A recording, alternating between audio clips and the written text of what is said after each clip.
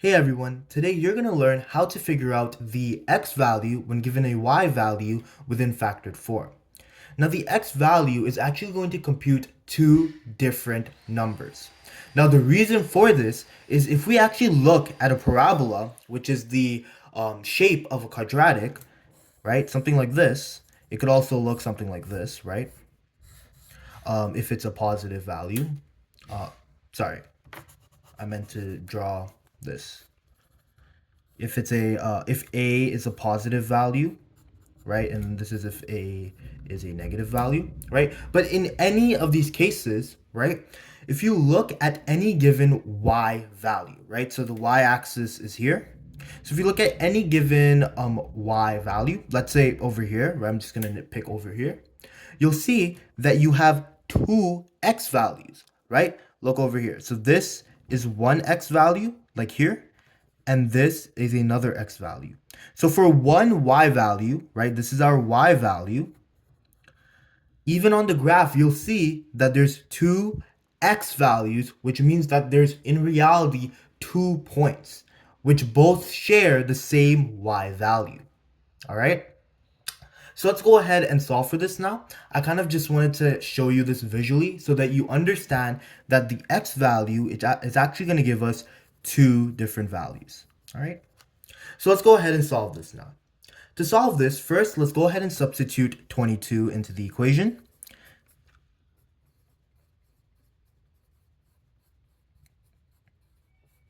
Now, once we have done this, right? So now once we have done this, what we will do is we will actually convert this into standard form. Now, the reason for this is because we want to figure out what x is, right? What are the two x values?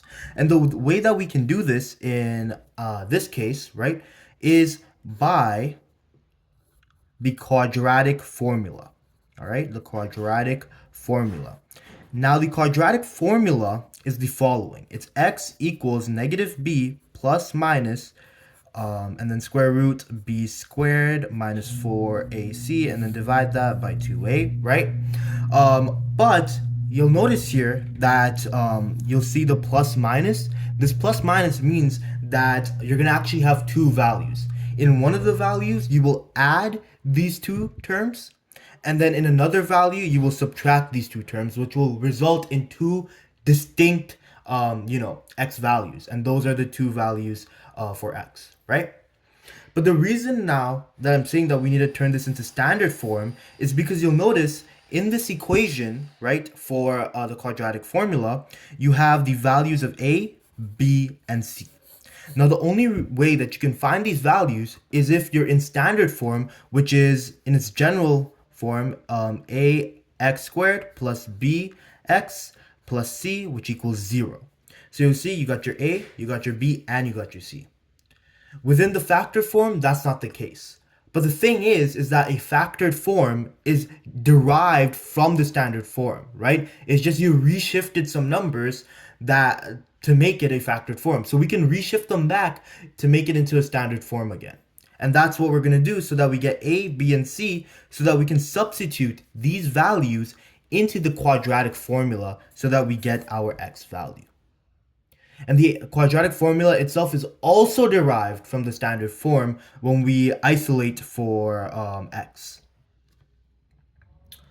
Okay, so now what we will do is we will take the 22, minus 2.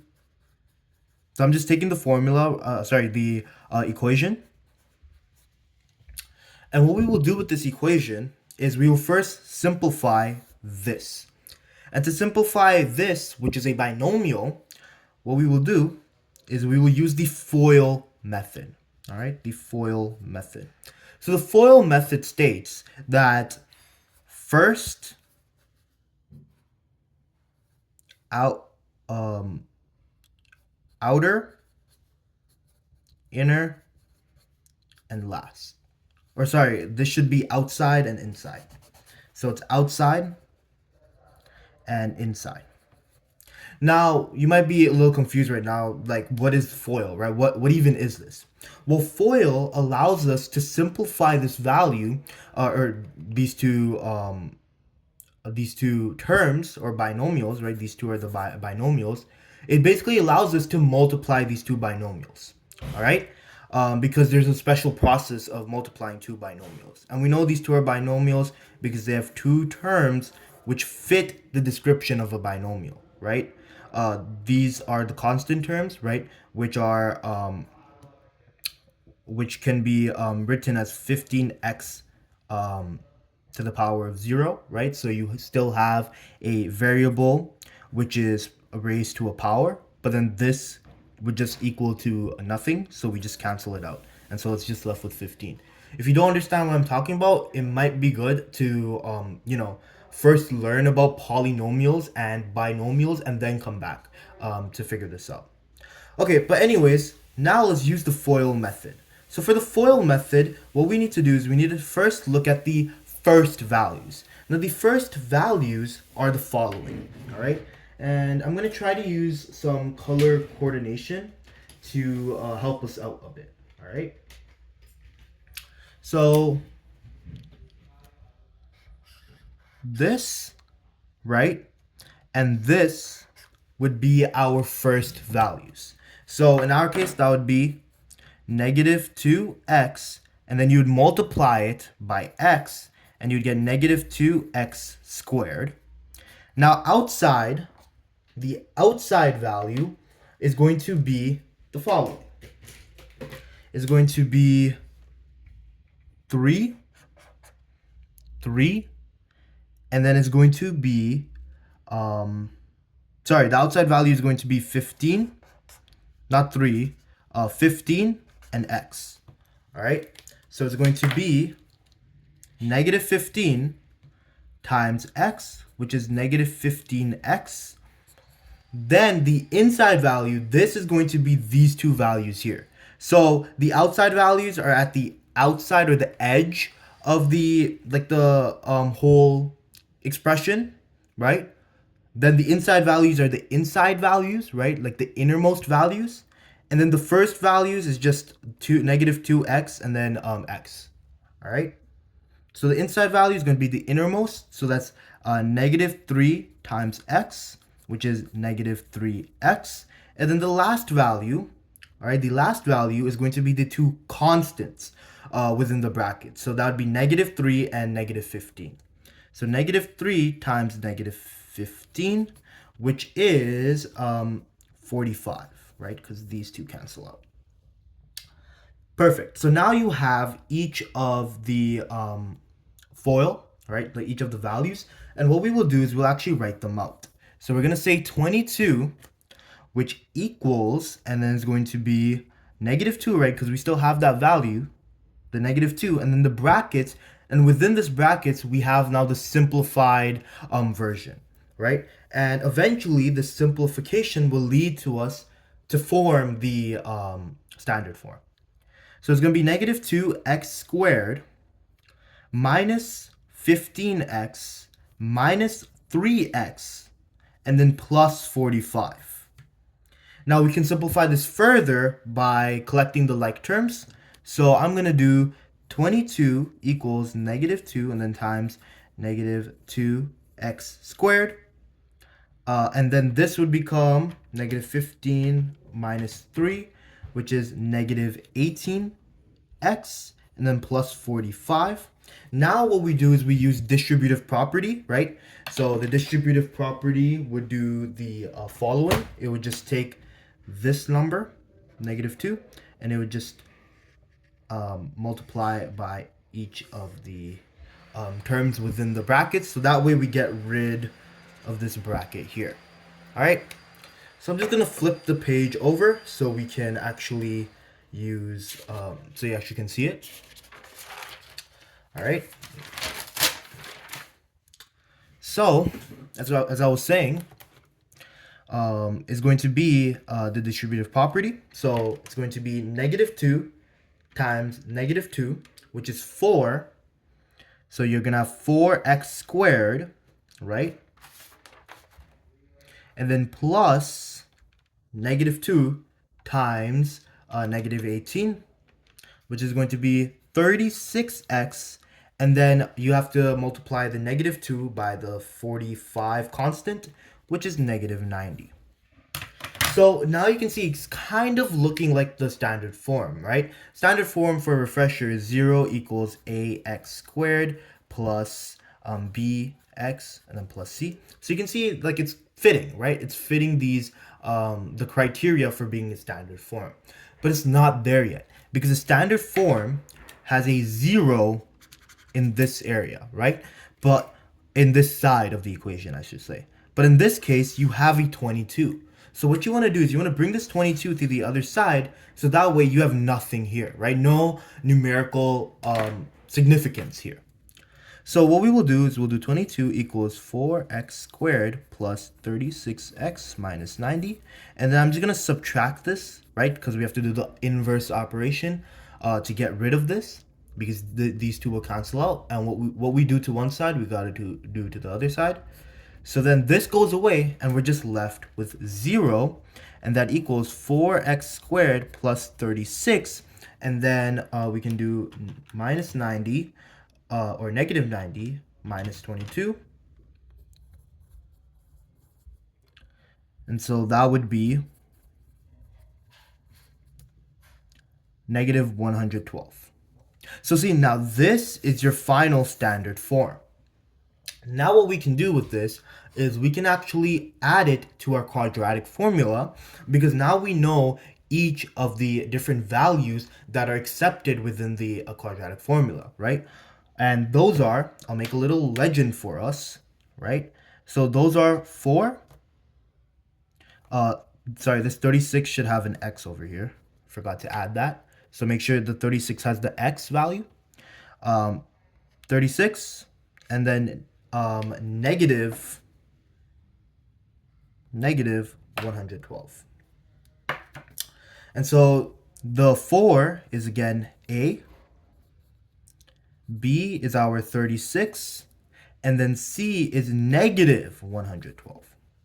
So now we can finally start putting this within the quadratic formula to figure out x. So I'm going to start that here, but I'm probably going to have to flip to the next page.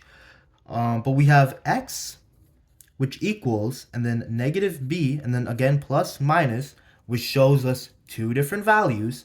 And then that's square root of b squared minus 4 times ac, and divide all that by 2a. So that's our formula. I just wrote that again. Now, another thing that I want to kind of bring up is that the reason why this even exists, or why we have to do a addition one, like where we add these two terms, and then one where we subtract these two terms, is because the square root, right? The square root itself of whatever values are in here, right, result in two roots, or two like results. And one result is a positive result, and another result is a negative result, right? So for example, if I did the square root of 25, the most obvious one is 5, right? That makes sense. But another one is also, or another answer to this problem is also negative 5. And the reason for that is how multiplication works. If I do negative 5 times negative 5, right, this is literally doing explanation because I'm doing repeated multiplication, we get 25, right? So that's why you have both a positive value, this is our positive value, and then you also have a negative value. And that's no different when we're using the quadratic equation. And so that's just kind of acknowledging that over there. Okay, I'm going to go ahead and flip the page, and now we're going to start substituting some values. All right. So x equals, and then negative, remember it's going to be negative, and then b, which is 36, and then plus minus, and it's going to be the square root of, again, b, which is 36, and then squared, minus, and then 4 times, and then within here, we're going to have a and c. So the a value is 4, and then times negative 112. And then we're going to divide all of this by 2 times the a value, which is 4. And so then x is going to be, again, negative 36 plus minus, and then we just start simplifying things. So I'm going to simplify 36 squared, which is 1,296, and then minus 4 times, and then I'm going to simplify what's in the brackets. So 4 times negative 112, which is minus negative 448. And then we're going to divide that by, and I'm just going to quickly do that. It's really easy. It's just 8, right? Now again, negative 36 plus minus. Remember, always write plus minus. That's the correct notation. And then we're going to do the square root of 1,296, and then subtract that by 4 times negative 448. So that is negative 1,792, right? And then we're going to divide that by 8.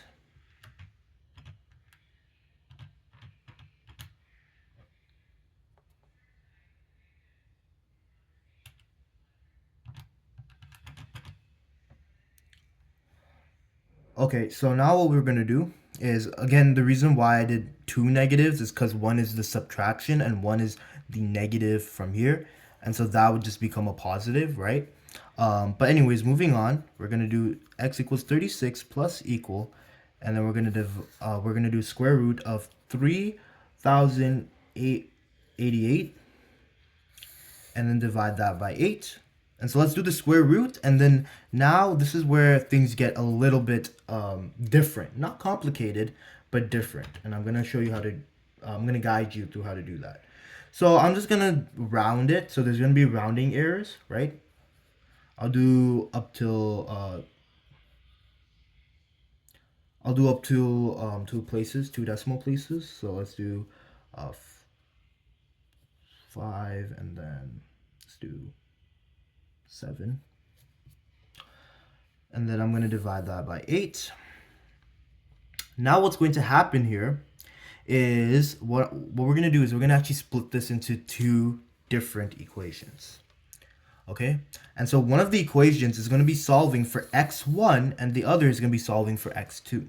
So this one's going to be solving for x1, which is going to be when this value, right, 55.57 is a positive. Because remember, this is the root, or the result from the square root of over here. So I'm just going to do positive. And the other is going to be when it's a negative. And you're going to see it gives you completely different values, right? So let's go ahead and simplify that. So it's negative 36 plus 55.57. And that gives us 19.57 over 8. And so that is 19.57, right? Over 8,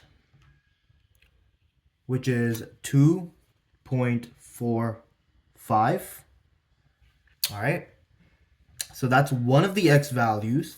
But remember, a parabola, right? If I were to draw a parabola again, right? Look like this too, but doesn't really matter, right? When you have a y value, let's say a y value, right? I'm pretending this is the y-axis. So let's say this is the y-axis, this is the x-axis. So when you have like a point over here, right? That's the y value. You're going to have 2 different points, right? And those 2 different points are generated because you have 2 x values. So we found the first x value. Let's find the other x value, all right? So to do that, what we will do is we'll go over here and we'll go ahead and solve this. So x2 in this case, and negative 36 minus 55.57, and that is negative 91.57 over 8.